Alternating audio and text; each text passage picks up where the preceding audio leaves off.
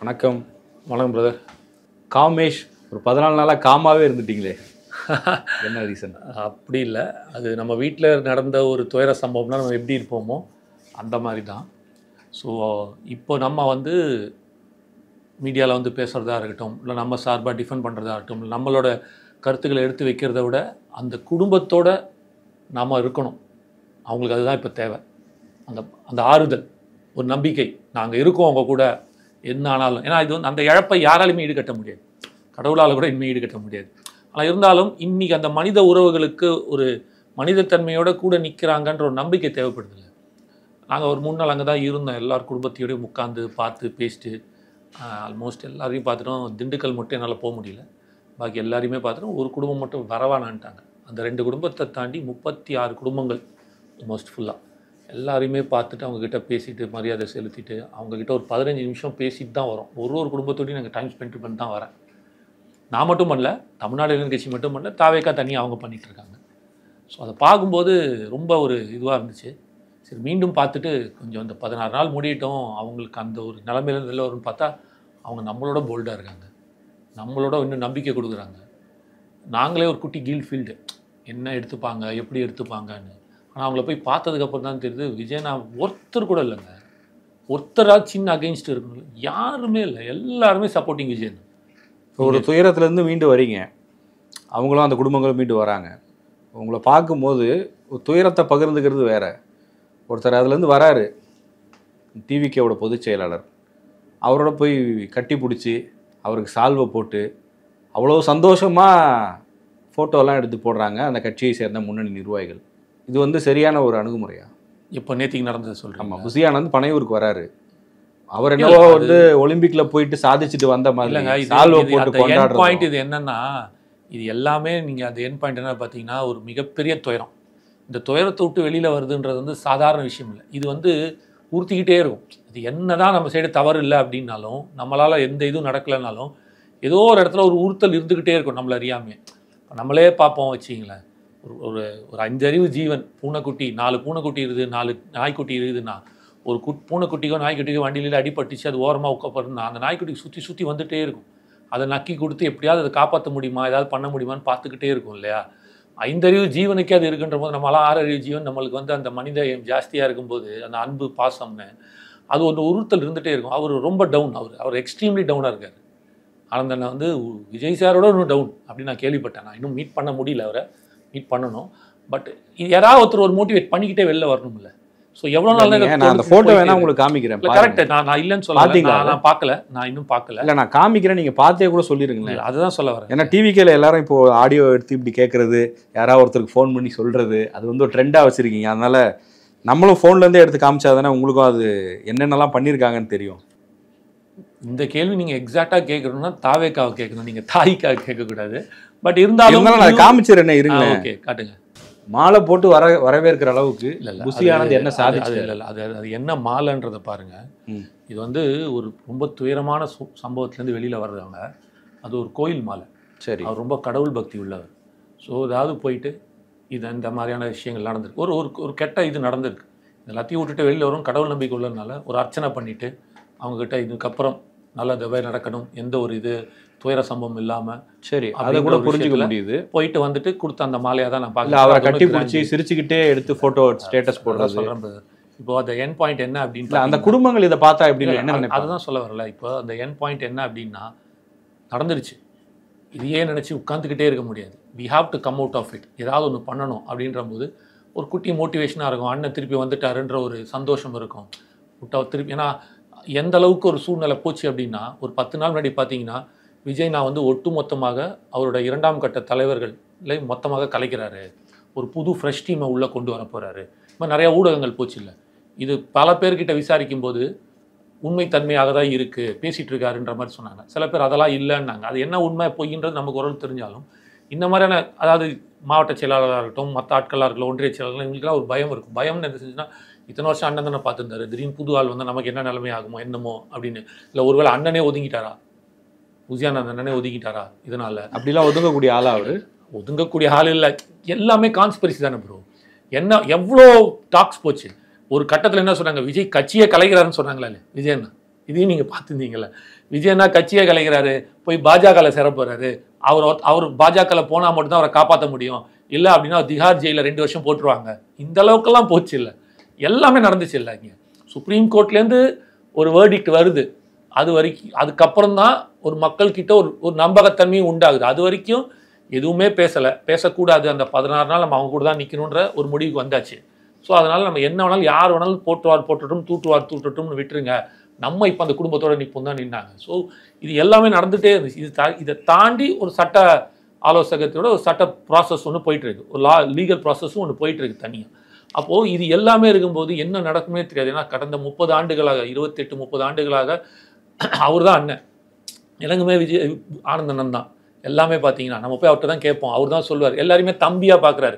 நம்ம அண்ணனுக்கு ஒரு இக்கட்டான நிலைமை, அவரை பார்க்க முடியல, பேச முடியல, திடீர்னு தலைவர் அவர் இப்படி ஒரு விஷயத்த வருது வெளியில், இது உண்மையாக இருக்குமோ ஒரு பயம் இருக்கும்ல எல்லாருக்குள்ளேயும். அந்த ஒரு வெளிப்பாடு இல்லை, எல்லாமே நார்மல், நம்ம நினைச்ச மாதிரி தான் இருக்குது அப்படின்ற போது, அதாவது நமக்கு நாளைக்கு சீட்டு கிடைக்காம போயிருமோ, நம்ம மாவட்ட செயலாளர் பதவி என்ன ஆகுமோ அப்படிங்கிற எண்ணத்தோட அவரை போய் அதான் இருக்காரு. அதாவது குற்றம் கண்டுபிடித்தே பேர் வாங்கும் புலவர்னு நக்கீரன் அப்பன்னா இப்போ வந்து ஜெயின்னு நினைக்கிறேன்னா என்ன, இது அப்படி கிடையாது. இது என்னன்னா, நம்மள ஒருத்தர் ஒரு பிரச்சனையில் இருக்காரு, அவர் நாளைக்கு என்ன நிலைமைன்றதே யாருக்குமே தெரியாமல் இருக்கும்போது, இல்லைப்பா அவர் இருக்காருப்பா, நமக்கு எந்த இஷ்யூஸும் இல்லைப்பான்றதே ஒரு சந்தோஷத்தோட வெளிப்பாடு தானே தவிர, இங்கெல்லாம் யாரும் சீட்டை பற்றியோ மற்ற விஷயத்தை பற்றியோ யோசிக்கவே இல்லை. இல்லை அது அவங்க மறுபடியும் சொல்கிறாங்க. நீங்கள் நான் இப்பவும் சொல்கிறேன், அந்த கூட்டத்தில் போட்ட மாலை போட்டவங்கலாம் இருக்காங்கல்ல, நீ மாவட்ட செயலாளர் போஸ்டிங் கூட தூக்கிடுங்க அவங்க.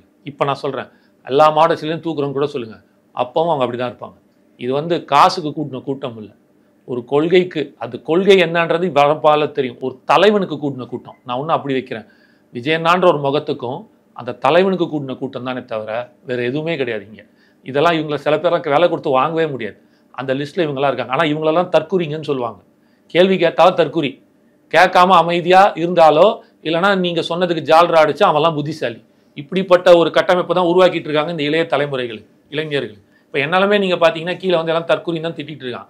கேட்குற கேள்வி தப்பு இல்லையே, நடக்கிறதானே நான் கேட்குறேன். பதில் இருந்தால் பதில் சொல்லி ஏற்றுக்க போகிறேன். அப்படியாப்பா சூப்பர், உன்னால் பதில் சொல்ல முடியலன்னா அப்ப யாரும் சொல்ல முடியாதவங்க அர்த்தம். அந்த இடத்துல இவங்க பண்ணக்கூடியது தானே கேள்வி இல்லைங்க. அதுதான் நான் பதில் கொடுக்குறோம். இல்ல அது இல்ல. இப்போ இந்த இவர் மதியழகன் அரெஸ்ட் பண்ணியிருந்தாங்க, அவர் இன்னைக்கு திருச்சி மத்திய சிறையில இருந்து வராரு. நானே பார்த்த ரிப்போர்ட்டர்ஸ் அனுப்புற வீடியோ எல்லாம் பார்க்கும்போது அதுல அவங்க அந்த மாதிரி எதுவும் பண்ணல, ஒரு செலிப்ரேஷனோ எதுவும் இல்லாம அவர் வராரு, கிளம்பி போயிடுறாரு.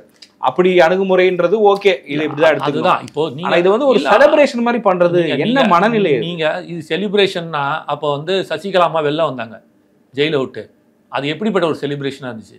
செந்தில் பாலாஜி வெளில வந்தாரு. சசிகலாக்கு இப்ப என்ன கிடைச்சிருக்கு? சசிகலாக்கு இப்ப என்ன கிடைச்சிருக்குன்னு சரி, செந்தில் பாலாஜி வெளில வந்தாரு. செந்தில் பாலாஜிக்கு எப்படிப்பட்ட ஒரு செலிப்ரேஷன் கொடுத்தாங்க? நான் யாருமே கம்பாரிசனுக்குள்ள கொண்டு வரணுன்றதுக்காக இல்லை. எங்க இது செலிப்ரேஷன் இல்லைங்க, இது ஒரு மன திருப்தியை கொடுக்குற ஒரு ஃபீல். அந்த ஃபீல் வேற. இப்போ ரொம்ப நாள் கழிச்சு நம்ம உங்களை பாக்குறேன், வந்தோடனே கை கொடுத்து ஹாப்பி தீபாவளி தலைவான்னு சொல்லி கட்டி பிடிக்கிறோம். அப்படி என்னங்க இந்த ஊர்ல வந்து நீ இப்படி செலிப்ரேட் பண்ணலாமான்னு கேட்க முடியாது. யார் கூட நிக்கிறதுன்னு இருக்குல்ல, அததான் சொல்ல வரல. இப்போ பாதிக்கப்பட்டாலும் இப்போ புசியானந்த் வந்து இப்போ அவருக்கு வந்து ஒரு உடல்நல ரொம்ப சிம்பிளா சொல்றேன், ஏதாவது அவரை வந்து பார்க்கணும், அவரை பண்ணணும்னா தப்பே இல்லை, பார்க்கலாம், அதை யாரும் தப்பு சொல்ல முடியும். ஆனா அங்க உயிரிழப்பு நடந்திருக்கிறது அங்க ஒருத்தரும் போல பனையூருக்கு புசியானந்த் வந்தா அத்தனை பேரும் நீங்க சால்வையோட போய் நிக்கிறீங்க. அங்க இருக்கிறவங்க எல்லாரும் நீங்க சொல்றீங்கல்ல தற்கூரின்னு சொல்றாங்க, நீங்க இல்ல அவங்க இருக்கிற சொல்லாம இருப்பாங்களா அந்த மாதிரி? இல்ல அவங்க டீம் அந்த தற்கூரிக்கே வேற ஒரு காரணம் இருக்கு. நான் ஒரு நாள் அது தனியா பேசுவோம், எக்ஸ்க்ளூசிவா அதை நான் இன்டர்வியூ கொடுக்குறேன் தற்கூரி பத்தி. அதுக்கப்புறம் ஒருத்தன் கூட தற்கூரி பத்தி பேச மாட்டான். சில ஆராய்ச்சிகளும் நடந்துட்டு இருக்குது, நான் பேசுவேன் அது தனியா. இப்ப நான் சொல்ல வர விஷயம் என்னன்னா, அங்கேயும் போய் அதுதான் சொல்றேன்ல, இப்போ எல்லாருக்குமே என்னன்னா முதல் கட்ட தலைவர் ஒரு 2 2ஆம் கட்ட தலைவர் தான் தெரியல தவிர மாவட்ட செயலாளர் யாருக்குமே தெரியல. கரூர் மாவட்ட கிழக்கு செயலாளர் தான் இதுவாயிருக்காருங்க, அரெஸ்ட் ஆயிருக்காருங்க. மேற்கு இருக்காரு, வடக்கு இருக்காரு, அவங்க போய் பார்த்துருக்காங்களே, அதை பத்தி யாருமே பேச மாட்டேங்கிறீங்களா? வீடியோ காலில் பேசியிருக்காரு. சேலம் மாவட்ட செயலாளர் போய் பார்த்துட்டு வர்றாரு 2 நாளைக்கு ஒரு தடவை. அங்க எல்லாரையும் ஹாஸ்பிட்டல் அட்மிட் ஆனவங்களையும் போய் பார்த்துட்டு வர்றாரு. சேலம் மாவட்ட செயலாளர் நீங்க சொல்றேன் நல்ல வேலை ஞாபகம் இல்ல. இந்த மாதிரி பார்த்திபன் தானே சொல்றீங்க? இல்ல பார்த்திபனை தாண்டி இல்ல, அவரு நேத்து என்ன பண்ணாரு தெரியுமா? இவங்க எல்லாம் ரிலீஸ் ஆகுறாங்கன்னு சொன்னதுமே லட்டு எடுத்துட்டு போய் கொடுக்குறாரு. இல்ல இவங்க எல்லாம் மக்களுக்காக போராடி நீங்க லட்டு கொடுத்து செலிப்ரேட் பண்ணுங்க. நீங்க சொல்ற நீங்க முதல்ல நீங்களே சொல்லுங்க. நீங்க அரசியல்ல ரொம்ப இதுக்கு முன்னாடியும் வேற சில அமைப்புகளை பயணிச்சிருக்கீங்க, நீண்ட காலமா இதெல்லாம் பாக்குறீங்க. ஜெய் ப்ரோ ரொம்ப சிம்பிளா ஒன்று புரியுங்களா? இது எப்படிப்பட்ட ஒரு விஷயம்னா, தப்பு பண்ணிட்டு உள்ள போயிட்டு வந்தவனே கொண்டாடிட்டு இருக்கிற கூட்டத்துல தப்பு பண்ணாம உள்ள போயிட்டு ஏங்க இந்த கேஸ் வந்து ஒரு சிவில் கேஸுங்க. இல்ல அந்த இடத்துல லட்டு குடுக்கறது சரியா தப்பா நீங்க இல்ல சிவில் கேஸுங்க. இந்த சிவில் கேஸை கிரிமினல் கேஸ் ஆக்கி உள்ள வைக்கிறதே தவறு. சுப்ரீம் கோர்ட் இந்த கேள்வியை கேட்கறான். அப்ப இது பொய்யான வழக்கு. அவங்க ஃபேமிலியா இருக்கட்டும், அவங்களா இருக்கட்டும், இன்னைக்கு வந்து தாவேக்காக்கு எப்படிப்பட்ட கொடுத்து கொண்டாடணும் லட்டு கொடுத்துனால சார் கிடைக்கவே வரவே முடியாதுன்ற ஒரு சூழ்நிலை கிரியேட் பண்ணும்போது இதை உடைக்கும் போது இந்த இடத்துல நல்லது நடக்குது, நம்மளோட உண்மைத்தன்மை வெளியில வருதுன்றதுல சொல்றது தவறு இல்லையே. அதுதான் நான் சொல்ல வரேன்ல. இந்த நீங்க எங்க பண்றா அப்படின்றத பார்க்கணும்ல சார். கிடையவே கிடையாது சார். அவனை உள்ள போட்டு நம்ம செந்தில் பாலாஜியை பத்தி நீங்க சொல்றீங்க, அவங்கள கேள்வி எழுப்புறோம். அதே மாதிரியான கேள்விகள் இந்த மாதிரி நேரத்துல நீங்க ஒரு லட்டு கொடுத்து கொண்டாடுறீங்களே அப்படின்னு கேட்கணும் தானே. மனசாட்சியோட சொல்லுங்க சார். செந்தில் பாலாஜி 1.5 வருஷம் ஜெயில இருந்தது அஸ் அன் அக்யூஸ்ட். அவர் மேல இருக்கிற குற்ற பின்னணியோட வச்சு உள்ள வச்சிருக்காங்க. இவர் ஜாமீன்ல இருக்காரு. அவரோட அமைச்சர் பதவி தூக்கி இருக்கு. இந்த பையன் வந்து மதியழகன் பண்ணது வந்து அந்த மாதிரி குற்ற பின்னணியில என்ன 41 பேர் கொலை பண்றதுக்கான பிளான் போட்டு பண்ண பையனா?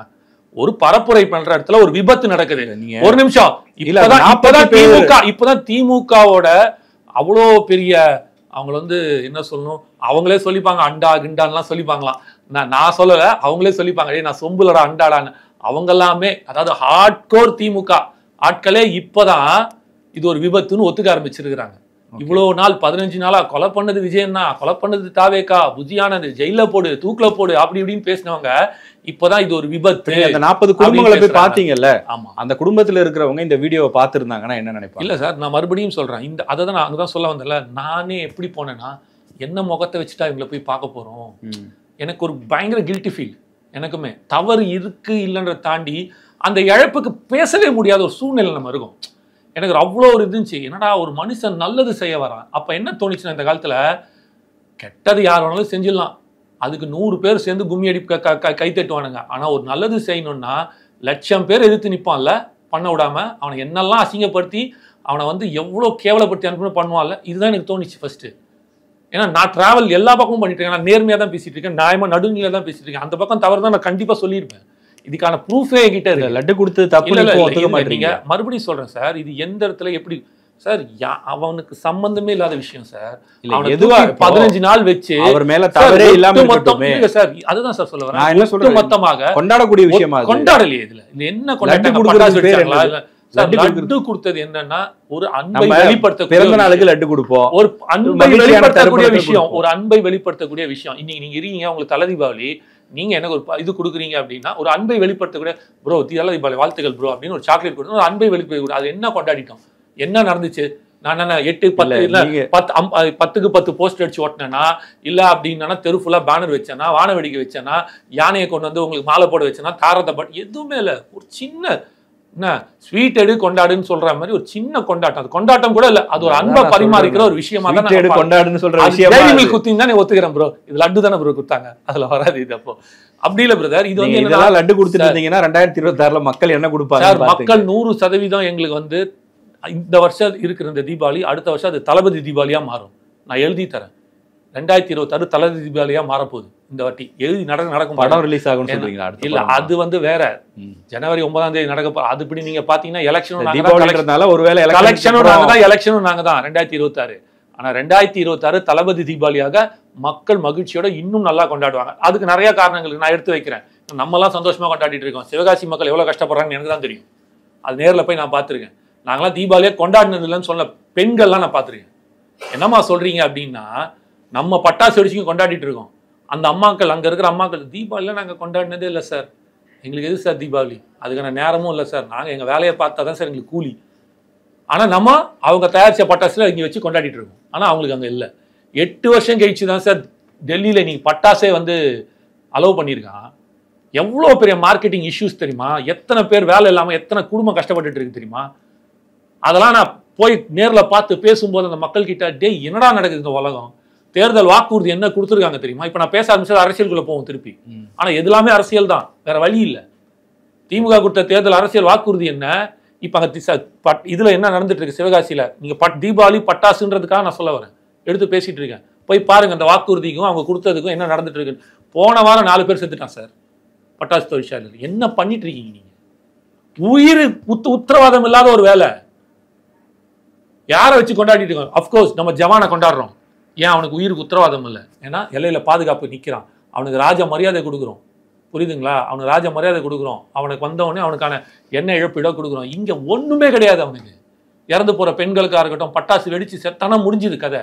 என்னமோ காரணம் சொல்லி ஏதோ பண்ணிட்டு இருக்காங்க. அந்த அவங்களுக்கு என்ன நிவாரணம் போச்சு? அந்த குடும்பம் என்ன ஆச்சு? இதெல்லாம் வந்து சிவகாசிக்கு போகும்போது விஜய் பேசுவார். சிவகாசி போகும்போது மட்டும் இல்ல, சிவகாசி படத்திலே பேசிட்டாரா? இல்ல நாம எல்லாம் அப்படி பேசுறேன். நான் சினிமாக்குள்ளேயே போல அரசியல் இல்ல, நீங்க பாட்டுல இருந்து அது நான் பண்ணல சார். நீங்க இல்ல, உங்க தரப்பு அது எனக்கு தெரியாத, நீங்க அவங்களை கேளுங்க. நான் என்னைக்குமே விஜயண்ணாவை சினிமா கூட நான் கம்பேர் பண்ணதே இல்லை. நான் அரசியல் மட்டும் தான் நான் பேசிட்டு இருக்கேன். விஜயண்ணா என்ற ஒரு அரசியல்வாதியை மட்டும் தான் நான் பேசிட்டு இருக்கேன். எங்கேயுமே நான் சினிமாக்குள்ள கொண்டு வரல. இப்ப நீங்க ஜனநாயகன் கேட்டதுனால கலெக்ஷனும் நாங்க தான் எலெக்ஷன், அதுலயும் நான் எலெக்ஷனை கொண்டு வரேன் திருப்பி. கரெக்டா?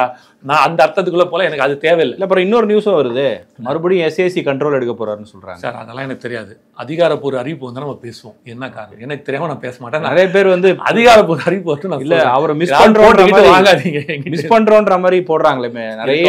விஜய் கொண்டு வரலாம், தப்பு ஒண்ணும். ஐயா நாங்க உங்களை மிஸ் பண்றோம் ஐயா, நீங்க இருந்த வரைக்கும் எப்படி இருந்துச்சு, அட்வைசரா யார் யார் கையிலயும் அந்த கட்சி மாட்டிக்கிட்டு இருக்கு, தயவு செஞ்சு எங்க அண்ணனை காப்பாத்துங்க, அட்வைசரா கூட கொண்டு வரலாம், தப்பு ஒண்ணும் இல்லையே. நடக்கிறதுக்கான வாய்ப்புகள் இருக்குல்ல. அவருக்கு நல்ல எக்ஸ்பீரியன்ஸ். அவர் எவ்வளவு வேதனை, கம்யூனிஸ்டா இருந்து திமுகல இருந்து இன்னி வரைக்கும் அவர் ஒரு பெரிய அரசியல்வாதி. கிட்டத்தட்ட அவருக்கு ஒரு 80 வயசு ஆகுது. 20 வயசு வச்சுக்கீங்களேன், 60 வருஷம் அரசியல் 60 வருஷம் அரசியல் அவருக்கான எக்ஸ்பீரியன்ஸ் இருக்கு. வீட்லயே ஒரு பிரசாந்த் கிஷோரை வச்சுட்டு வெளியில போய் தேடுறாரு எங்க தளபதி அப்படின்னு எல்லாரும் எல்லாம் சொல்லுவாங்க. சரியா? அந்த என் பாயிண்ட் விஜய் என்ன முடிவு எடுக்கிறாரு, தலைவர் என்ன முடிவு எடுக்கிறாரோ அது பிரகாரம் தான் இங்க நடக்குது. ஏன்னா நெப்போலியன் கூட ரீசெண்டா பேசியிருந்தாரு பாத்தீங்களா? இல்ல அதான் சொல்றேனே, ஒவ்வொருத்தர் ஒருத்தர் நல்ல கருத்து கொடுப்பாரு, ஒருத்தர் மாற்று கருத்து கொடுப்பாரு. இது எல்லாத்தையும் தாண்டி வரவன் தான் அரசியல்வாதி. 2021க்கு முன்னாடி வரைக்கும் சுடலை அப்படின்னு தான் சொல்லி எல்லாரும் அவர் வந்து அவமானப்படுத்தி கிண்டல் படுத்தி அசிங்கப்படுத்தினதெல்லாம் நம்ம பார்த்துருக்கோம். ஆனால் இன்று மாண்புமிகு முதலமைச்சர் முத்துவேல் கருணாநிதி ஸ்டாலின் ஒரு வெற்றி மட்டும்தான் அவங்கள வந்து அந்த நிலைமைக்கு கொண்டு வரும், அந்த இடத்துக்கு கொண்டு வந்து அந்த மரியாதையை கொடுக்கும். அதுபோல் இன்று வந்து போற்றுவார் போற்றட்டும், தூற்றுவார் தூற்றட்டும் தான். விஜயண்ணா என்ன முடிவு எடுக்கார்? கரெக்டான முடிவு எடுத்து ஜெயிச்சாரா? இதே இப்படி சொன்ன எல்லாருமே மாற்றி பேசுவாங்க. தோத்தாரா? இன்னும் மோசமாக பேசுவாங்க. இது எல்லாமே ஒரு தலைவன் நோக்கி தான் பயணி. இவ்வளோ நாள் வரைக்கும் தலைவனுக்கு கிடைச்ச பாராட்டை யாருமே மறுக்கலை. ஆனால் இப்போ நடந்ததுக்கு எல்லாருமே தலைவரை தான் திட்டுறாங்க. அவர் அதுலேயே ரொம்ப இதுவாகிட்டார். But he has to overcome it. வந்து தான் ஆகணும். 41 உயிர் தான் இல்லைன்னு சொல்ல, ஆனால் 8 கோடி மக்கள் இன்னும் முக்கியமாக இருக்காங்க. போராடி தான் ஆகணும். அதுக்காக நான் எதுவுமே வந்து நிறுத்திட்டேன். நம்மளே இருக்கோம், காஷ்மீரில் 4 ஜவான் செத்துடுறான். ஐயோ பாகிஸ்தான் கொண்டு போடுறானேன்றதுக்காக காஷ்மீரை தூக்கி பாகிஸ்தான் கிட்டி, அருணாச்சல் பிரதேச தூக்கி சைனா கிட்டி கொடுக்க முடியாதுல்ல. போராடி ஜெயிச்சு நம்மளோட இதை காப்பாற்றிக்கணும்ல. அது மாதிரி தான் இது நடந்த தவறு தான். எல்லாம் எங்கே நடந்துச்சு அதெல்லாம் சிபிஐயில் இருக்குது, கோர்ட்டில் இருக்குது, சுப்ரீம் கோர்ட்டில் இருக்குது. உண்மைகள் வெளியில் வரும். நான் 100% நம்புகிறேன் நம்ம சைடில் எந்த தவறும் இல்லை அப்படின்ட்டு. அந்த ஒரு சின்ன ட்விட்டை வச்சுக்கிட்டு இவங்க பண்ணுற ஆட்டம் இருக்குல்ல, இருக்கட்டும். அட்மின் யாராவது வேற மாற்று கட்சியிலேருந்து எதிர்கட்சி சதியா சார்? அட்மின் இதெல்லாம் இல்லை. அதாவது வந்து ஒரு நெக்லிஜென்ஸ் தான், நான் அப்படி தான் சொல்வேன். ஏன்னா உண்மையிலேயே அது எப்போ போட்ட ட்வீட்டு புஷி ஆனந்த் பேசினாரு, அது வேற டப்பிங் இல்லைங்க, அது அவரு தாங்க. ஆனால் அது எப்போ பர்மிஷன் கேட்டது, என்ன பர்மிஷன் கொடுத்தாங்க, அதுக்கப்புறம் இவங்க என்ன மாற்றி கொடுத்தாங்க, இதெல்லாம் நிறையா இருக்குல்ல. அன்பை மட்டும் நீங்கள் பார்க்குறீங்க. அந்த அம்பு எய்ததுக்கு அன்பு விட்டது யாரு, அந்த காரணம் என்னது சேர்த்து பார்க்கணும்ல. அன்பை மட்டும் பார்த்து நம்ம பேசக்கூடாது. வில்லுன்னு வர அன்பை மட்டும் நம்ம பார்க்கக்கூடாது. அது விட்டது யாரு, அது விடுறதுக்கு காரணம் என்ன, இத்தனை ரீசன்ஸ் உள்ள பின்னாடி இருக்கு. அவர் சொன்ன அன்னைக்கு எங்களுக்கு பர்மிஷன் எங்க வருது?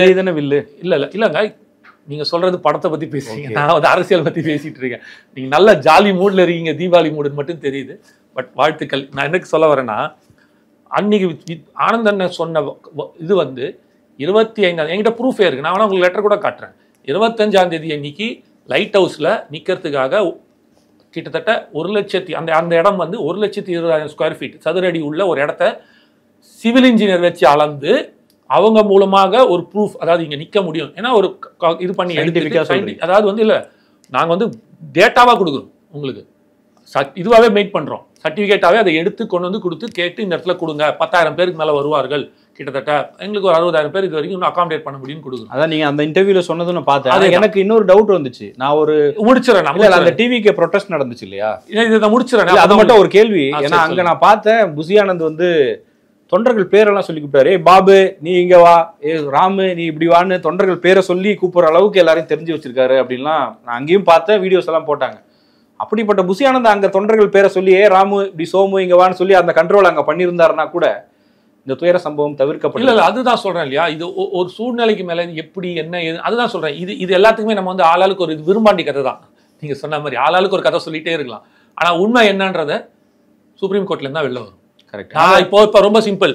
இப்போ ஒரு திமுக காரன் எடுத்தால் அவர் ஒரு கதை சொல்லுவார், நான் ஒரு கதை எடுத்தா சொல்லுவேன். இன்னும் சொல்ல போச்சுன்னா அந்த 40 உயிர்கள் இறந்த வீட்டுக்கு போன பார்த்ததுல 40 பேர் 40 கதை சொல்கிறான். அவன் பாயிண்ட் ஆஃப் வியூலேருந்து ஒரு கதை வருது. 7:31 நான் அவர் வந்ததே 7:35 தான், அதுக்கப்புறம் தான் பேசுகிறாரு. ஆனால் 7:31 எனக்கு நான் ஃபோன் வந்துச்சுங்கன்னு ஒருத்தன் சொல்கிறான். என் குழந்தை வந்து என் ஒய்ஃப் வந்து நீங்கள் வந்து எங்கே உங்கள் மொபைல் ஃபோன் எடுக்கிறது, உங்கள் குழந்தைக்கு வந்து அடிபட்டுருக்குது, மயக்க போட்டு வந்துச்சு வாங்க அப்படின்னு 7:31 சொல்கிறேன்றான். அவர் உள்ளே வரும்போது 7:35 உள்ளே வரும்போது. அப்போ 5 நிமிஷம் முன்னாடியே நடந்திருக்கு ஒரு வேளை அப்படின்னா அப்போ போலீஸ் தடுத்துருக்கணும். கரெக்டாக ஒரு பெரிய இப்போ இதே பிரச்சனை பெரம்பலூரில் ஏதோ நடந்துருது, நிறுத்திட்டு அமிச்சிட்டாரு, பண்ணாதீங்க எஸ்பி சொல்லியிருக்காரு, சொன்னோடனே கேன்சல் பண்ணிட்டு போகிறாரு. அப்போ இங்கே ஏன் நிறுத்தலை? ஏன் போலீஸ் அவர் இன்னும் சொல்ல போச்சுன்னா எங்கள் சைடில் கொடுக்குறத யாருமே நம்ப மாட்டாங்க. ஆனால் தான் உண்மை. விஜயனா என்ன கேட்டிருக்காரு, இவ்வளோ கூட்டம் இருக்குது போதும், இங்கேருந்து ஒரு 100 மீட்டர் தானே இருந்துட்டு போட்டோம், நம்ம இங்கேருந்தே பேசிடுவோம், கேட்கும்ல மக்களுக்கு, பிரிட்ஜுக்கிட்டே நின்று பேசிட்டு போகலாம், ரொம்ப கூட்டம் போகலான்னு விஜயனா கேட்டாலும் அங்கே இருந்த போலீஸ்காரர்கள் காவல்துறை இல்லைங்க நான் அவங்களை கூட்டு போகிறோன்னு நீங்களே பார்த்துருப்பீங்க. ஒரு 50-100 காவல்துறை உள்ளே வந்து இதை விலக்கி விட்டு அவங்கள உள்ளே இழுத்துட்டு போகிறாங்க. ஐ மீன் வண்டியை உள்ளே கொண்டு போகிறாங்க. இது எங்க அப்ப அங்க உள்ள போகாம வந்து இது நடந்திருக்காது. ஆனா அவங்க ஏன் உள்ள கூட்டு போறாங்க? கூட்டு போக காரணம் என்ன? ஸோ இந்த மாதிரி பல விஷயங்கள் போயிட்டே இருக்கு, உள்ளுக்குள்ள ஒவ்வொன்றா போயிட்டு இருக்கு. அங்க இருக்கிற ஆட்களுக்கிட்ட பேசினா அவங்க ஒரு கதை சொல்றான், ஒருத்தன் இப்படி சொல்றான், ஒருத்தன் அப்படி சொல்றான். ஏன் அவரே 7:35 தான் வந்தாரு, அவர் வந்ததுக்கு அப்புறம் தாங்க இது நடந்தது, அதுக்கு முன்னாடி வரைக்கும் கூட்டமே இல்லைங்க, எல்லாம் நார்மலா நின்னாங்க, வந்துச்சு அப்படின்னா. ஒருத்தன் என்ன சொன்னாங்க, எந்த பிரச்சனையும் இல்லைங்க, அவர் பேசும்போது கூட அந்த ஆம்புலன்ஸ் உள்ள வந்துச்சு பாருங்க, அதுல தாங்க தள்ளுமுலை நெசுக்கப்பட்டுச்சு அப்படின்றான் ஒருத்தன். முதல்ல அந்த இடத்த போய் யார் பார்த்துருக்காங்க என்னன்றதோட, நான் பார்த்தாங்க அந்த ரோடு ஒரு பக்கம் காவா 4 அடிக்கு வெட்டி போட்டு 3 அடி 4 அடி வெட்டி போட்டு தண்ணி இருக்குங்க ஃபுல்லாக ஒரு ஆள் உயரத்துக்கு. அந்த இடத்துல எப்படிங்க நீங்கள் பர்மிஷன் கொடுக்குறீங்க? இவ்வளோ கூட்டம் வரும்னு அத்தனை பேர் தடிக்க உள்ளே விழுந்துருக்கான், அதில் விழுந்தவனுக்கு அடிபட்டுருக்கு, அது மேலே ஏறி நின்றுருக்காங்க பயத்தில், தண்ணிக்குள்ளே எல்லாமே நடந்திருக்கு உள்ள. அப்போது கொடுத்த பர்மிஷனே தப்பான ஒரு இடம் தான், அங்கே தான் ஆரம்பிக்குது. அது எங்கே அப்போ கேட்டது என்ன சொல்லிட்டாங்க அரசாங்கத்தில், நீங்கள் தான் பர்மிஷன் கேட்டீங்கன்னாங்க. அப்போ அதுக்குள்ளே இருக்கிற கண்டென்ட் யாருக்குமே தெரியும், எங்களுக்கு தெரியும், நாங்கள் தொடர்ந்து கட்சி நடத்திட்டு இருக்கோம், நாங்கள் போய் கேட்போம். அவர் சொல்ல நீங்கள் கேட்டது தான் நாங்கள் கொடுக்குறோம் அப்படின்னு காவல்துறை சொல்லுது. நான் மவுண்ட் ரோட்டில் கேட்குறேன், நாளைக்கு ஊர்வலம் போகிறதுக்கு கொடுப்பீங்களா? கொடுக்க மாட்டீங்க. எங்கே கொடுக்குறீங்க? ராஜரத்னம் ஸ்டேடியம் பக்கத்தில் இருக்கிற மூத்திரசனத்தில் கொடுக்குறீங்க பர்மிஷன், இது போகிறதுக்கு, ஊர்வலம் போகிறதுக்கு, இல்லாட்டி ஒரு ப்ரொசஷன் போகிறதுக்கு மவுண்ட் ரோட்டில் கொடுப்பீங்களா? அப்போ என்ன சொல்கிறீங்க, லெட்டர் நான் போய் கேட்டாலும் கொடுக்க மாட்டேன் சார், இங்கே தான் கொடுப்பேன்னா லெட்டர் எழுதி கொடுத்தா அதை கொடுப்பான், அந்த லெட்டரை காமிச்சு நீங்கள் தான் அதை கேட்டீங்கன்றீங்க. அப்ப 23ஆம் தேதி என்ன கொடுத்தாங்க, 24ஆம் தேதி என்ன சொல்றீங்க, 24ஆம் தேதி என்ன கொடுத்தாங்க, அதுக்கு என்ன சொன்னாங்க, அதுக்கு இவர் என்ன சொன்னார் புசி ஆனந்தன், அதுக்கப்புறம் 26 எங்களுக்கு என்ன கையில கிடைச்சது, அதுக்கப்புறம் என்ன மாறிச்சு, இத்தனை இஷ்யூஸ் உள்ள இருக்கு. இருக்கிற டென்ஷன், இருக்கிற பிரஷர், நீங்க இதுக்கு ப்ரூஃபே இருக்கு. நிர்மல்குமார் பேசும்போது சொல்றாரு 3 மணிக்கு 26ஆம் தேதி அன்னைக்கு 3 மணிக்கு சொல்றாரு, ஏங்க இது வரைக்கும் எங்களுக்கு கன்ஃபார்ம் ஆகலங்க, 1 ஹவர்ல கன்ஃபார்ம் ஆகும்னு சொல்றாங்க, நாளைக்கு அவர் வரப்போறாரு, நான் எங்கேருந்துங்க வந்து பேசுவேன், இதுக்கப்புறம் நான் என்னங்க ப்ரிப்பேர் பண்ணுவேன் ஒரு வாரத்துக்கு, நான் எவ்வளோ விஷயங்கள் ரெடி பண்ண வேண்டியிருக்கு, இழுக்கடிச்சிட்டே இருக்காங்க சுற்றி இதோ சொல்கிறோம் அதோ சொல்கிறோன்னு. லைவாக மீடியாவில் பேசினது இருக்குது, என்னைக்கு பேசியிருக்காரு, 26 அன்னைக்கு மத்தியானம் பேசியிருக்காரு 3 மணிக்கு, அது வரைக்கும் வரல. இது எல்லாருக்கும் நடக்குது. எஸ்ஓபி கேட்டு எதுக்கு போனாங்க, ஒவ்வொருத்தருக்கும் ஒரு மாதிரி கொடுத்தாங்க, இழுக்கடிக்கிறாங்கன்னு போகிறாங்க. ஸோ நீங்கள் எடுத்துகிட்டு போனீங்கன்னா இது எல்லாமே உள்ளுக்குள்ளே போயிட்டே இருக்கு. அந்த மக்களையே, இறந்த மக்களே 40 பேர் 40 கதை, அவன் என்னென்ன பார்த்தா அதை சொல்கிறேன். கண்டிப்பாக அதை நீங்கள் சொல்கிறது புரிய முடியும். இப்போ இன்னொன்று நான் கேட்கணும்னு நினைக்கிறேன், இப்போ ஏதாவது ஒரு கருத்து டிவிகேவை கிரிட்டிசைஸ் பண்ணுறாங்க, இல்லை டிவிகேவை கேள்வி கேட்குறாங்கன்னா உடனே கமெண்ட்ஸில் வந்து கதறு கதறு கதறு கதறு அப்படின்னு போடுற ட்ரெண்ட் இருக்குல்ல, ஏன் அப்படி போடுறாங்க? யாரும் வந்து கேள்வி கேட்கவே கூடாதா டிவிகேவை? ஏன் நீங்கள் தற்கொலைன்னு போடுறீங்க, நீங்கள் அணில் குஞ்சுன்னு போடுறீங்க, நீ என்ன ஆயுதத்தை எடுக்க அந்த ஆயுதத்தை தான் இளைஞன் டபுளாக கொடுப்பான். அவன் படித்தவன் இளைஞன், அவனுக்கு தெரியும், நீ கதறு உட்காந்து கத்திட்டேரு, நீ கத்துறது வந்து யார் காதலையும் விழப்போகுதுன்னு அர்த்தம். பிரதர் அப்போ நீ அவனை நிறுத்த சொல்லு, நான் இவனை நிறுத்த சொல்கிறேன் தான் அர்த்தம் சொல்லுவேன். உங்களுக்கு தெரியுதா? அவனெல்லாம் நிறுத்த சொல்லு, எங்கள் பசங்க நிறுத்துவாங்க. ஃபஸ்ட்டு போட்டது யார்? கதருக்கு முன்னாடி என்னன்றதை நீங்கள் பாருங்கள். அந்த கதரை மட்டும் பார்க்குறீங்கல்ல, 200 ரூபா ஊப்பி, கொத்தடிமை, கதறு இதெல்லாம் நீங்கள் சொல்கிறீங்கல்ல, இதுக்கு முன்னாடி அவன் மேலே என்ன போட்டிருக்கான்னு பாருங்கள். தற்கொலைன்னு போட்டிருப்பான், அணில் குஞ்சுன்னு போட்டிருப்பான், இந்த மாதிரியான பல விஷயங்கள் அவன் எழுதியிருப்பான்ல. அதுக்கு தான் எங்கள் பசங்க சொல்கிறாங்க. நான் மறுபடியும் சொல்கிறேன், இந்த எங்கள் இளைஞர்கள் கூட்டம் நாங்கள் யாரையும் அசிங்கப்படுத்தவோ அவமானப்படுத்தவோ மாட்டோம். நீங்கள் எங்களை இழிவுபடுத்தினால் அதோட விளைவு, பக்க விளைவு டபுளா இருக்கும்ன்றதை நான் ஓப்பனாவே சொல்றேன். ஆமா இருக்கும். நீ நிறுத்து, நான் நிறுத்துறேன். நீ அடிச்சா நான் திருப்பி 2 மடங்கு அடிப்பேன். அஜித்தோட வீடியோ பாத்தீங்களா? விசில் அடிக்கிறாங்க பசங்க, உடனே அங்கேயே கண்டிக்கிறாரு, இந்த இடத்துல விசில் அடிக்கிறவெல்லாம் வச்சுக்காதீங்க அப்படின்னு. அதை பார்த்துட்டு எல்லாருமே ஒரு நடிகன்னா, ஒரு தலைவன்னா எப்படி இருக்கணும்பா, சூப்பர், இது மாதிரி இருந்தா பிரச்சனை வருமா? கரெக்டு. அவர் வர சொல்லுங்க, நாங்கள் வேணாம் சொல்றோம், வந்து பார்க்க சொல்லுங்க. ஏங்க, ஒருத்தர் விசில் அடிக்கிறதுக்கும் 1,00,000 பேர் நின்றுட்டு பேசிட்டு இருக்கிறதுக்கு வித்தியாசம் இல்லை. முதல்ல இன்னொன்னு நான் சொல்றேன், எனக்கு புரியவே இல்லை. மெசேஜ் இல்ல, எத்தனை பேர் பாக்குறாங்க இல்ல, அதான் இன்னொருத்தன் பண்ண மாட்டாங்க. இப்ப நான் அவரை பத்தி நான் பேச விரும்பல. ஏன்னா தலையை பத்தி நான் ஏதாவது பேசினேன்னா தலை ரசிகர்லாம் வந்து அது வேற மாதிரி என்ன திட்டுவாங்க. ஏன்னா அவர் நான் ஏதோ விஜய் ரசிகர் மாதிரியும் நான் தலைக்கு அகைன்ஸ்டா மாதிரியும் பேசுவாங்க. எனக்கு தளபதிலாம் ஒண்ணுதான். நான் அந்த விஷயத்துக்குள்ளேயே நான் வரல. நான் பொலிட்டீஷியன், நான் அரசியல்வாதி. எனக்கு தமிழ்நாட்டுக்கு எவன் நல்லது செய்யறான் அது மட்டும் மெசேஜ் இருக்கு. இல்ல, அததான் சொல்ல வர. வந்து இவரோட ரசிகர்களை எப்படி ட்ரீட் பண்றாரு அதுதான் சொல்ல வர. எத்தனை பேர் இருந்தாங்க, எத்தனை பேர் சொன்னேன். விஜய் நான் சொல்லும்போது ஒருத்தருக்காக இருந்தாலும் மெசேஜ் சார், அதுதான் சொல்ல வரேன். ஒருத்தருக்கா இருக்கட்டும், அது மெசேஜ். அததான் சொல்ல வரேன். இப்போ ஒருத்தரை கண்ட்ரோல் பண்ண முடியும், புரியுதுங்களா? 10 பேரை போலீஸ்கா உங்களால ஒருத்தரை கண்ட்ரோல் பண்ண முடியும். என்னால ஒருத்தனை 2 பேரை கண்ட்ரோல் பண்ண முடியும். ஒரு உதாரணத்துக்கு வச்சீங்க, போலீஸ்காரன் வந்தா 10 பேரை கண்ட்ரோல் பண்ண முடியும். 1000 பேர் ஒரு போலீஸ்காரன் கண்ட்ரோல் பண்ண முடியும். நீங்களோ நானோ சாமானிய மனிதர்கள், தலைவர்கள் வேற.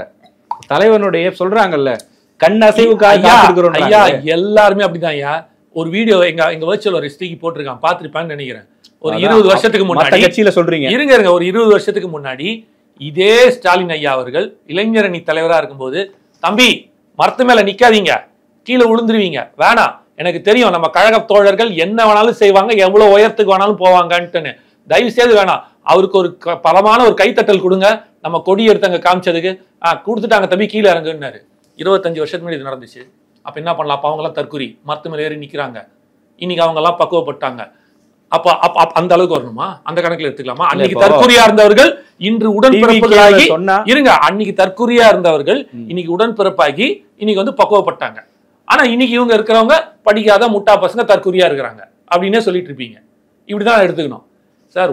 அதாவது விஜய் இவங்களை சரி பண்ண என்ன பண்ணாரு சார்? எல்லா இடத்துலயும் சொல்லிட்டு தான் சார் இருந்தாரு. அரியலூர்ல சொன்னாரு, திருவாரூர்ல சொன்னாரு, எல்லா இடத்துலயும் சொன்னாரு. சொல்லலன்னு யார் சொன்னா? முதல்ல இது ஒண்ணு வச்சுக்கோங்களேன், இதுல என்ன தப்பு? விசில் அடிச்சா தப்பா? இப்ப நான் ரொம்ப சிம்பிளா கேக்குறேன். நீங்க ஃபுட்பால் பாப்பீங்க, மெஸ்ஸி ரொனால்டோ எல்லாம் ஆடும்போது விசில் அடிக்கிறது தப்பு இல்ல. நான் வரேன் எங்க அடிக்கிறோம், அதான் சொல்லுக்காக அடிக்கிறோம், அதான் தியேட்டர்ல அடிக்கிறது ரைட் சார். அதுதான் சார் சொல்ல சார். அது செலிப்ரேஷன் எங்க? அது திருவிழா அவனுக்கு. அது வந்து அவன் திருவிழா. நான் என்ன கேள்வி கேட்கிறேன், இப்ப வந்து நின்று விசில் அடிச்சவன் வந்து ஒரு இன்ஜினியர், அவன் மாசம் 40,000 சம்பாதிக்கிறான், குடும்பத்தை நல்லா பார்த்துக்கிறான். இன்னைக்கு தமிழ்நாடு முதலிடம் இருக்குன்னு சொல்றீங்க, அதற்கு காரணம் என்ன? கல்வியில் முதலிடம், தமிழ்நாடு ஜிடிபியில முதலிடம். ஓகே, மகாராஷ்டிரா இருக்கு, நம்ம 2வது இருக்கோம் வச்சுங்க. இதெல்லாம் யாரால? டிவிகேவாலயா? டிவிகேவால இல்ல, இளைஞர்களால. நான் இளைஞர்களை பத்தி பேசிட்டு இருக்கேன், நான் டிவிகே பத்தி பேசலைங்க. எங்க இளைஞர்களால நடக்குது. 30,000 ரூபாய் சம்பளம், இன்ஜினியரிங் படிச்சாலும் டெய்லி என்ன பண்றான்? குடும்பத்தை காப்பாற்றணும், நாளைக்கு எனக்கு கல்யாணம் ஆகணும். சும்மா நிக்கிற இளைஞர் முட்டா பையன் கிடையாது. ஏதோ போறதுக்கு நாளைக்கு நான் கல்யாணம் பண்ணோம், 25 வயசுல கல்யாணம் பண்ணி நீங்க 35 வயசுக்கு தள்ளிட்டான் சார். ஏன்? என்ன காரணம்? அவன் எதனால? நான் 30,000 ரூபாய் சம்பாதிக்கணும், 40,000 ரூபாய் சம்பாதிக்கணும், எனக்கு நாளைக்கு வரப்போற மணியை நல்லா வச்சு காப்பாற்றணும், அது இல்லாமல் என் குடும்பத்தை இது வரைக்கும் காப்பாற்றிட்டு இருக்கேன், என் தங்கச்சி படிச்சுட்டு இருக்கா, படிப்பு முடிச்சுட்டு போகணும், எங்கள் அப்பா ரிட்டையர் ஆகிற வரைக்கும், நான் ரிட்டையர் ஆகிட்டாரு, எங்கள் அம்மா அது வரைக்கும் காக்கணும், அவங்களுக்கு ஒரு சேவிங்ஸ்க்கு ஏதாவது கொடுக்கணுன்ற இந்த பொறுப்பு தன்மையோட எங்கள் இளைஞர் இருக்கான். வேலை இல்லைனாலும் ஸ்விக்கி ஓட்டுறான், ஜொமேட்டோ ஓட்டுறான், ஓலா ஓட்டுறான், டே அண்ட் நைட்டு, அதில் மாதம் சம்பாதிச்சிட்டு இருக்கான். அந்த மனப்பக்குவத்துக்கு வந்துட்டான். டேய், நான் இன்ஜினியரிங் படிச்சிருக்கேன், நான் பட்டதாரிக்கு எங்கடா வேலைன்னு ரோட்ல வந்து நிற்கல, தினம் போராட்டம் பண்ணல, வேலை கொடு, 2 கோடி பேருக்கு வேலை கொடுப்பேன்னு சொன்னியே நீ, உன் தேர்தல் வாக்குறுதியிலன்னு சொல்லிட்டு ஒரு இளைஞர் இன்ஜினியரிங் நாங்கள் போராடி இருக்கோமா? எத்தனை அரசு அதிகாரிகள் போராடிட்டு இருக்காங்க, பழைய ஓய்வு திட்டம் வரல, அது வரல. எந்த இளைஞனாவது இதே தேர்தல் வாக்குறுதிக்கு அவங்க கொடுத்த தேர்தல் வாக்குறுதி 276 நினைக்கிறேன், நம்பர் மட்டும் அடிக்கடி மாறுது. அந்த தேர்தல் வாக்குறுதியில கிட்டத்தட்ட அவங்க சொல்லியிருக்காங்க, அது மட்டும் இல்லாமல் இது எல்லாத்துக்குமே கொண்டு வந்திருக்காங்க. கிட்டத்தட்ட அவங்க கொடுத்துருக்கிறத மட்டும் 1.5 கோடி இளைஞர்களுக்கு குறையாமல் தேர்தல் வாக்கு வேலை வாய்ப்புன்னு இருக்காங்க. 1.5 கோடி இளைஞர் வேலை வாய்ப்பு கொடுத்துட்டீங்களா நீங்க? ஆனா அவன் தேடி போறான். காத்தால 7 மணிக்கு கிளம்புறான் சார், அரக்கோணத்துல 5 மணிக்கு கிளம்புறான், 7 மணிக்கு அம்பத்தூர்ல உட்காந்துருக்கான் ஃபேக்டரியில, ஒரு டர்னரா, ஒரு ஃபேப்ரிகேட்டரா, எல்லாரோட உழைப்போம். அன்னைக்கு ஒரு நாள் அவனுக்கு பிடிச்ச தலைவனை போய் பார்த்து கொண்டாடுறான். அது தற்கொலைத்தனம் கிடையாது, அது செலிப்ரேஷன். அதுதான் நான் கேட்டேன். இப்ப மெஸ்ஸி இருக்காரு, ஒரு கோல் அடிக்கிறாரு, ரொனால்டோ ஒரு கோல் அடிக்கிறாரு, என்ன பண்றாங்க? ஓடி போய் நின்றுட்டு சட்டையை தூக்கிட்டு சுத்துறாங்கல்ல, அப்போ தற்குறித்தனமா? என்னடா சட்டையெல்லாம் கைட்டு அசிங்கமாக நிற்கிறான்னு சொல்லுவீங்களா? It's a celebration. அது அவனுக்கு ஒரு இது சந்தோஷம். தலைவனை பார்க்கலாம், கொண்டாடுறான். இதெல்லாம் காசு கொடுத்து வராது பிரதர், உள் மனசுலேருந்து வரணும். பார்க்கும்போது அந்த வைப்பு தெரியும். தலைவனை பார்க்கும்போது கனெக்ட் ஆகும். அந்த காலத்தில் எம்ஜிஆருக்கு வரல? இல்லை அவங்கள யோசிக்க வைக்கணுமா விசிலடிக்க வைக்கணுமா? ரெண்டுமே பண்ணலாம். அதான் சொல்றேனே, நீங்க மறுபடியும் சொல்றேன், எங்க இளைஞர்களை நீங்க வந்து தயவு செய்து கேவலமா பார்க்காதீங்க.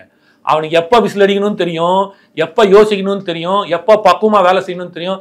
இதே இளைஞர்கள் தான் ஜல்லிக்கட்டுக்கு நின்று நாங்க வாங்கி கொடுத்துருக்கோம். ஒரு இடத்துல ஒரு தவறு. நீங்க இவ்வளவு பேசுறீங்கல்ல தற்குறி இளைஞர்களை பத்தின்ட்டுன்னு. நான் கேட்கிறேன், 2 மாநாடு நடந்திருக்கு. 10 லட்சம் பேர் முதல் மாநாடு, 2வது மாநாடு 15 லட்சம் பேர் வந்திருக்காங்க. அதுக்கப்புறம் 6 பரப்புரை நடந்திருக்கு. ஒரு பரப்புரையிலும் 1 லட்சம் பேர் குறையாம ஒரு அட்லீஸ்ட் 50,000 பேர் வச்சுங்க வந்துட்டு போயிருக்காங்க. எங்கேயாவது ஒரு இடத்துல ஆம்பளைங்க, பொம்பளைங்க, குடும்ப பெண்கள் எல்லாரும் வந்து நின்னாங்களே. ஒரு இடத்துல ஒரு தப்பு, இந்த இளைஞன் அங்க கை வச்சான், இங்க கை வச்சான், இப்படி நடந்துச்சு, இந்த பாலியல் தொல்லை ஏதாவது ஒண்ணு காட்டுங்க பாப்போம். காட்டுங்களேன். நடக்கல. ஆனா நீங்க சொல்றீங்க தெரியுமா, 75 வருஷம் பக்குவ கட்சின்ட்டுன்னு. மகளிருக்கு உரிமை விருகம்பாக்கத்துல ஒரு அம்மா நின்னு பேசிட்டு இருக்காங்க. பத்திரிகையாளர் எழுதின பதிவுலாம் போய் பாருங்க. நான் வரேன். அங்க நின்னு பேசும்போது காவல்துறை பாதுகாப்பு நிற்கும் போது பாலியல் வன்கொடுமை நடந்திருக்கு. கை எங்க வச்சான்னு சொல்லிட்டு அரெஸ்ட் ஆகி ஆகப்பட்ட பிரச்சனை நடந்திருக்கு. இந்த மாதிரி தான் நடந்துச்சா? ஊருக்கு போற வழியில மாநாடு முடிச்சுட்டு வரும்போது பிரியாணி கடையில் பிரியாணியை சாப்பிட்டு காசு கொடுக்காம அடிச்சுட்டு போனான். எங்க பிள்ளைங்க அந்த மாதிரி ஏதாவது மாநாடு முடிச்சுட்டு வரும்போது, பரப்பரை முடிச்சுட்டு வரும்போது காசு கொடுக்காம அடிச்சுட்டு போனாங்களா? இளைஞர்களை எந்த லெவல்ல பாக்குறீங்க? நீங்க தான் அவங்களை அப்படி பாக்குறீங்க. அவங்க அந்த லெவல்ல என்னைக்குமே கிடையாது. அது நான் தான் கேட்கிறேன், எங்க கொடுத்து எப்ப நீங்க இன்ஃபர்மேஷன் நான் கேட்டது தெளிவுபடுத்துங்க. அதுக்காக வந்து பாலியல் வன்கொடுமை நடந்துச்சு, யாரோ தாவேக்காவோட தொண்டரு, தாவேக்காவோட நிர்வாகி அரெஸ்ட் ஆகலையான்னு கேட்குறீங்க. அது கணக்கே வேற. நான் சொல்லுவது தனிப்பட்ட முறையில் நடந்திருக்கலாம், அது என்னவா வேணாலும் இருக்கலாம், அது எனக்கு தெரியாது. இப்படி பார்த்தா கட்சியில் இருக்கிற பல தலைவர்கள் பாலியல்ல மாட்டிட்டு இருக்காங்க. சீஃப் மினிஸ்டர், அந்த எக்ஸ் சீஃப் மினிஸ்டர்லாம் பாலியல்ல இருக்காரு. வீட்டில் வேலை செஞ்ச ஒரு பொண்ணை 12 வயசு பொண்ணை வந்து பாலியல் வன்கொடுமை பண்ணிருக்காங்க. அது மாதிரி போக்சோ வழக்கே இருக்கு, உட்கார்ந்துருக்காரு. அது கேச்சு கிடையாது. நான் சொல்ல வருது, இந்த மாதிரி விஷயங்கள் நடக்கும்போது விசில் அடிச்சான்னு சொன்னீங்களே, தற்குறியா சுத்தினா மத்து மேல நின்னான்றீங்களே, அந்த செலிப்ரேஷன்ல இருக்கும்போது அந்த இடத்தில் தவறு நடந்துச்சா? அவர் இருக்கும்போது நடந்துச்சா? இந்த கூட்டத்தை யூஸ் பண்ணிக்கிட்டு ஏதாவது செஞ்சானா? செயினை திருடிட்டு போன கூட இவன் தான் சார் பிடிச்சி கொடுத்துருக்கான். அங்க அன்னைக்கு காப்பாத்தின அந்த அத்தனை பேர்ல எல்லாருமே வெறும் காவல்துறையோ மத்த ஆட்களோ இல்லை. செஞ்சது அத்தனை பேருமே தாவேக்கா ஆட்கள் தான், எங்க இளைஞர்கள் தான். அது தாவேக்காவான்னு கூட நான் பார்க்கலாம், இளைஞராக தான் முதல்ல பார்க்குறேன். வந்தவன் இளைஞர், அப்புறம் அடுத்த வந்தவன் அத்தனை பேர் தாவேக்கான்னு கேட்பீங்க. பப்ளிக்கும் வந்தால இளைஞர் தானே அத்தனை பேர் நின்னா, அவன் தான் காப்பாற்றினான், அவன் தான் நின்னாது. அதனால முதல்ல இந்த வார்த்தைகளை நிறுத்துங்க. அவன் எவ்வளவு பொறுப்பு இருக்கிறான்னு இங்க தெரியும். அதனால தான் இன்னைக்கு தமிழ்நாடு இந்த அளவுக்கு வளர்ந்துருக்கு. இளைஞர்கள் தான் சாதிச்சு கொண்டு இருக்கிறார்கள். அன்னைக்கு அவனுக்கு தலைவனை பிடிச்சிருக்கு, ஒரு செலிப்ரேஷன் பண்றான். சார் நான் போய் பார்த்தவன் சார், ஒருத்தர் வந்து இருக்கார் சார், அவர் ஒரு இன்ஜினியர் சார், இறந்து போனவர்.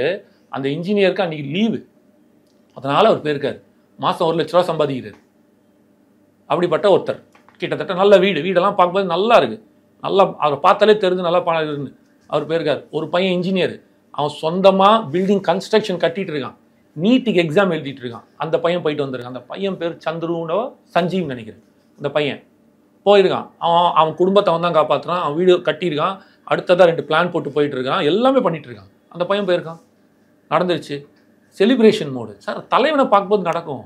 அதனால தற்குறி அதான் நான் சொல்றேனே, இது எல்லாத்தையுமே நான் டேட்டாவோட பேசணும் தான் வெயிட் பண்றேன். நீங்க வந்து ட்ரிகர் பண்ணி எடுத்து விட்டீங்க எல்லா வேலையும். ஒரு நாள் நான் பேசுவேன் இதை பத்தி.